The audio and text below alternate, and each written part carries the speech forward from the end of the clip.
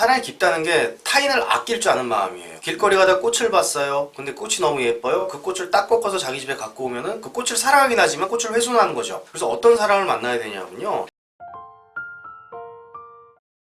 지난 영상에서 이런 남자를 만나면 죽도록 고생한다라는 주제로 강의를 해주셨잖아요. 네. 그럼 반대로 이런 남자는 그냥 믿고 결혼해도 된다라는 기준은 없을까요? 우선 미성숙한 사람을 만나면 많이 고생합니다. 우리가 성숙하지 못하다고 하는 거는 단순히 그냥 철이 없다 또는 순수하다가 아니라 발달 과정에서 억압된 분들이 있어요. 예, 그런 분들은 만나지 마라 라고 제가 저번 영상에서 말씀드린 거예요. 왜냐면 그게 억압된 사람들은 억압된 건 꼭 언젠가 튀어나와요. 반대 영상으로 과잉보상 받으려고 하는 현상이 나오기 때문에 여성분들이 많이 고생하죠. 그래서 성숙한 사람을 만나야 편안하게 살 수 있습니다. 그럼 성숙하다라는 건 이제 건강하다라는 의미가 되기도 하는데 그럼 그런 사람은 어떤 사람일까요? 그 성숙하고 건강한 사람과 미성숙한 사람의 차이는 뭐냐면 신경증적 특징을 보이지 않는 사람이에요. 신경증. 예, 신경증적 특징을 보이는 사람들이 어떤 사람이냐면 저번 강의 영상에 말씀드린 그 발달 단계가 억압되신 분들입니다. 에릭 에릭슨이 이제 발달 단계를 총 8가지를 말씀했는데 1단계부터 8단계까지가 있어요. 8계단을 걸어 올라오면서 인간이 성장한다. 죽을 때까지 8계단을 밟고 올라온다 라고 설명을 했는데 그 중에 이제 그 계단이 없다. 그러면 사람이 흔들리겠죠. 예, 그래서 이제 신경증적 특징을 보이게 됩니다. 첫 번째가 뭐냐면 인간에 불신이 가득하신 분들이죠. 불신이 가득한 사람 만나지 마라. 그래서 인간에 신뢰 가진 사람을 만나라 라고 말씀드린 거고요. 이 불신이 가득한 사람들이 이제 주로 의심 많고 예, 피해 망상이 있고 이런 분들입니다. 피해의식 강한 사람들. 두 번째로 수치심이 강한 분들. 예, 가능한 한 만나지 마십시오. 결벽증적 태도를 보이기 때문에 힘들어집니다. 그러면 이제 자율적이고 주도적인 사람들, 네, 이런 사람들을 만나야 되는 거죠.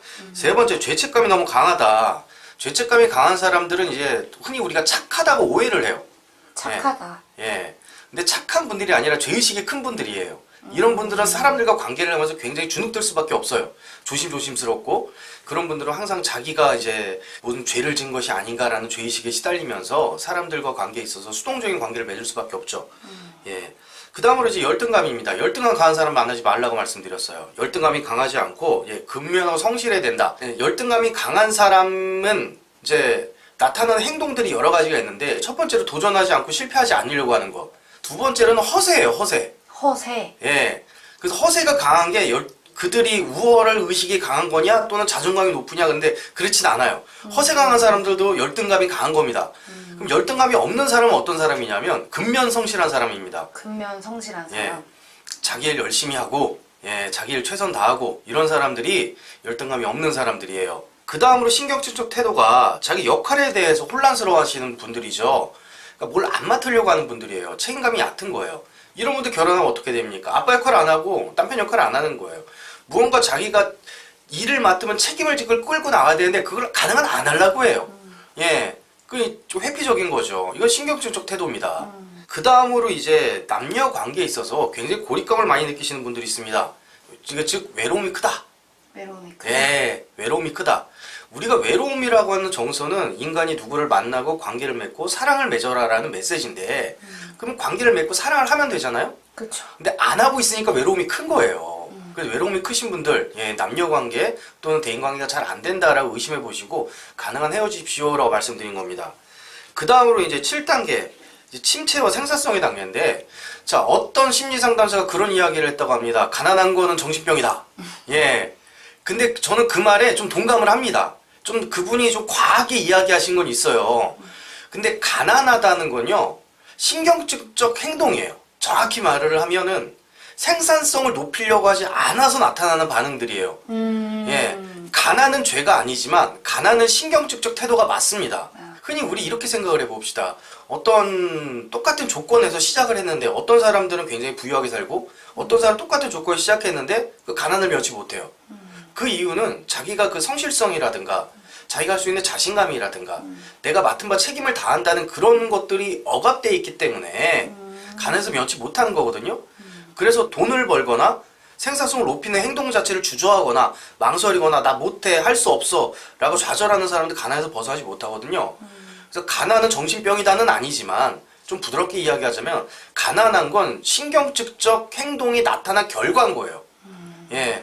그래서 돈 못 버는 사람들 가난한 만나지 마십시오라고 말씀드린 겁니다. 저번 영상에서. 네. 선생님께서 말씀해주신 이 8단계에서 이제 미성숙한, 그러니까 신경증적인 특징을 보이는 사람들이랑 만나면 안 되는 걸까요? 막 예를 들어서 좀 내가 그 사람을 너무 사랑할 수도 있잖아. 그렇죠. 그러면은 이걸 좀 어떻게 꼭 헤어지는 게 답은 아닐 수 있잖아요. 네, 꼭 헤어질 필요는 없습니다. 하지만 그들 같은 경우에 인간으로서 기능을 하는데, 건강한 기능을 하는데 좀 부족한 부분이 있다는 얘기예요. 자, 완벽한 사람은 없어요. 완벽한 사람은 없기 때문에 이런 기능을 하는 것이 퍼펙트하게 돌아간다면 좋겠죠. 그러면 그쵸. 그런 사람 만나 결혼하시면 돼요. 그런데 기능 중에 뭐 한두 가지가 조금 부족해. 그걸 감수하고 사시면 되는 겁니다. 감수하고 살아야 된다. 감수하고 그의 부족한 부분을 내가 좀 더 노력해서 채워주면 되는 거예요. 예를 들어 이런 거죠. 이제 그들이 열등감이 굉장히 강해요. 네. 열등감이 강한 사람들은 어때요? 제가 말씀드렸죠. 허세를 부리기도 하고 또는 나 못해하고 회피하기도 하잖아요. 그러면 여성분들이 결혼했을 때 여성분이 집안의 가장 역할하고 남자를 끌고 다니면 된다는 얘기죠. 네. 또 이제 남자가 생산성이 좀 낮아요. 돈을 잘 못 벌어요. 그럼 아내분들이 돈을 더 많이 버시면 되는 거예요. 예, 그럼 되는 겁니다. 그렇게 반대의 역할을 채워주면 된다. 그렇죠. 라는 네. 말씀이신 거죠? 그 다음으로 이런 사람 만나면 결혼했으면 좋겠다 라고 하는 사람이 어떤 사람이냐면 가치관이 같은 사람을 만났으면 좋겠습니다. 가치관. 네. 뭐 종교나 뭐 정치적인 거나 경제나 이런 거 말씀하시는 걸까요? 네, 맞습니다. 제가 첫 번째로는 건강한 사람을 만나라라고 말씀드렸어요. 두 번째로는 가치관이 같은 사람을 만나라라고 말씀드립니다. 이 가치관은요, 삶을 살아가고 세상을 바라보는 중요한 척도가 돼요. 제일 대표적인 게 종교입니다. 종교관이 다르면요, 세상을 바라보는 시각이 완전히 달라요. 어떻게 다르죠? 기독교적 가치관과 불교적 가치관은 굉장히 다릅니다. 기독교의 가치관에서 절대적인 무언가가 존재한다는 가치관으로 세상을 살아가요. 절대적인 힘에 의해서 우리가 살아가고 있다. 근데 불교적 가치관에 있어서 그런 거 없다. 다 인연으로 만들어지는 거다. 다 인연생계로 만들어지는 거다. 라고 살아가기 때문에 부딪힐 수밖에 없다는 얘기죠. 그리고 기독교적 가치관이 있는 사람들 같은 경우에는 다 그렇게 얘기하지 않습니까? 다 주님의 뜻이다. 그렇죠. 주님 뜻대로 하소서 하면서 살아간단 말이에요. 힘든 일이 있어도 주님의 뜻이고 좋은 일이 있어도 주님의 뜻이고 내가 노력해서 얻었다기보다는 주님의 뜻으로 이루어졌어. 어떤 그런 겸손함, 절대 권력에 충성하는, 순종하는 그런 태도를 보이는데 불교적 가치는 그렇지 않다는 거예요. 안 좋은 일이 일어나도 이거 내 까르마야. 좋은 일이 있어도 내가 노력해서 얻은 거야. 많이 부딪힐 수밖에 없다는 얘기죠. 그래서 종교가 가치관이 좋으면 좋다. 두 번째로 이제 정치 얘기를 좀 드리면 이제 뭐 예를 들어 아내는 뭐 진보당이고 남편은 보수당이다. 그럼 TV 볼 때마다 싸웁니다. 나중에 저녁 9시가 되면 대화를 안 하기 시작하는 거예요. 요즘 뉴스가 8시 하니까 8시부터 대화 끊기는 거죠. 네. 부딪힐 수밖에 없어요. 세 번째로 이제 경제관념들. 네. 이 경제관도 굉장히 중요하죠. 경제관이 이제 뭐 아내는 투자라든가 자본을 어떻게 잘 굴려서 자본가로서 살고 싶어 하는데 남편은 노동 수입을 얻는 거를 최고의 가치로 생각을 한다. 이건 좀 부딪히는 거예요. 그렇죠. 그런 것에 따라서 이제 충돌이 생기기 때문에 아내는 내가 투자를 해서 자본가의 어떤 수익을 얻기를 기대를 하고 있지만 남편은 나 노동 수익이 최선이야. 그러면 계속 부딪히고 모으는 돈을 어떻게 활용하는지도 싸움이 나는 거고 그렇게 자꾸 부딪히게 되는 겁니다. 마지막으로 문화적 가치관인데요. 문화적 가치관은 이제 어떤 뜻이냐면 지역색을 의미하는 겁니다. 지역색. 또는 이제 가족의 색깔들. 살아온 환경 같은 거 말씀하시는 그렇죠. 거죠? 취미도 이제 여기 포함이 되는 거예요. 내가 어떤 문화 활동이라고 하잖아요. 지역의 색깔, 가족의 가치관, 또는 내가 문화 활동을 즐길 때 취미들 이런 것들이 맞으면 굉장히 좋다는 얘기죠. 근데 남편은 예를 들어 뭐 딱 그 경상도 사나이야. 막 사나이 뭐 이런 분인데 아내분은 진짜 서울내기예요. 그래가지고 되게 여리여리하고 애교 부리고 막 이래. 그러면 아내분이 그런 태도를 볼 때 남편은 싫어할 수 있다는 얘기죠.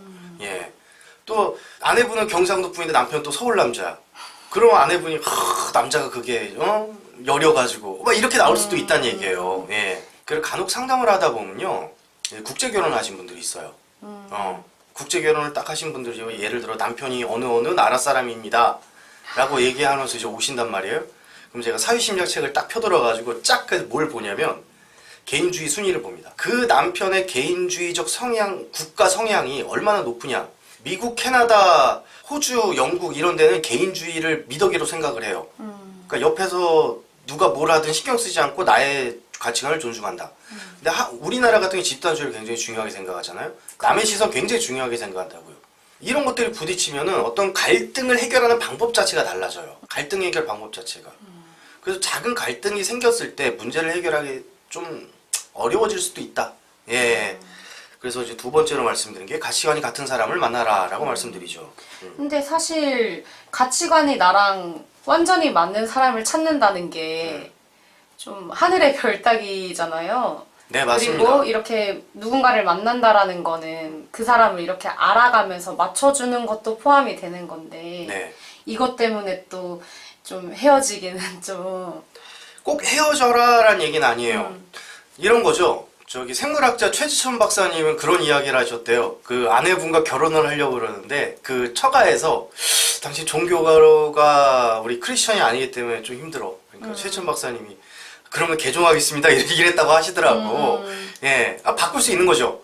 실제 부부 상담에서 그런 케이스들이 많이 옵니다. 아내는 정치적으로 진보 성향이고 남편은 정치적으로 보수 성향이에요.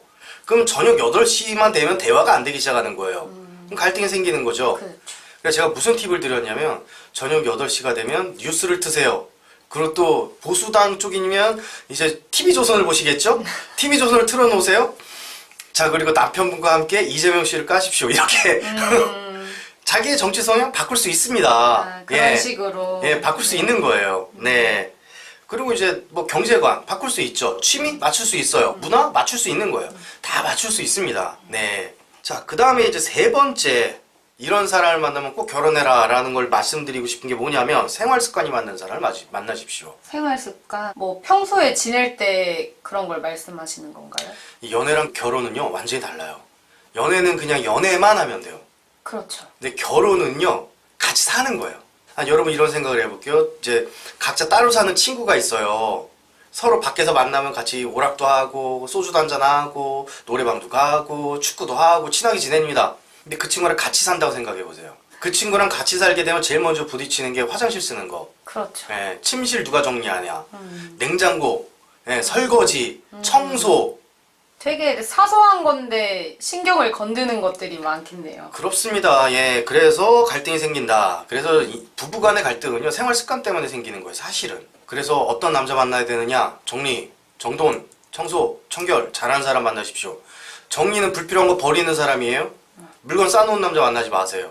네, 정도는 물건 원위치한 걸 얘기를 하는 거예요. 쓰고 그 자리에 갖다 놓는 것. 물건 쓰고 쓴 자리에 놔두는 남자들 네, 만나지 마십시오. 예, 청소 말 그대로 깨끗이 유지하는 거죠. 깨끗하게 청소하는 거예요. 청결은 깨끗한 상태를 유지하는 걸 청결이라고 합니다. 그러니까 정리, 정돈, 청소, 청결 이걸 잘 되는 남자를 만나면 생활 속에서 다툴 일이 없어요. 그런데 좀 생활 습관 같은 경우에는 이제 이럴 수도 있잖아요. 그냥 그게 편안할 수도 있잖아. 자, 그래서 이제 말씀을 드리는 게 그 사람은 그게 편안할 수 있습니다.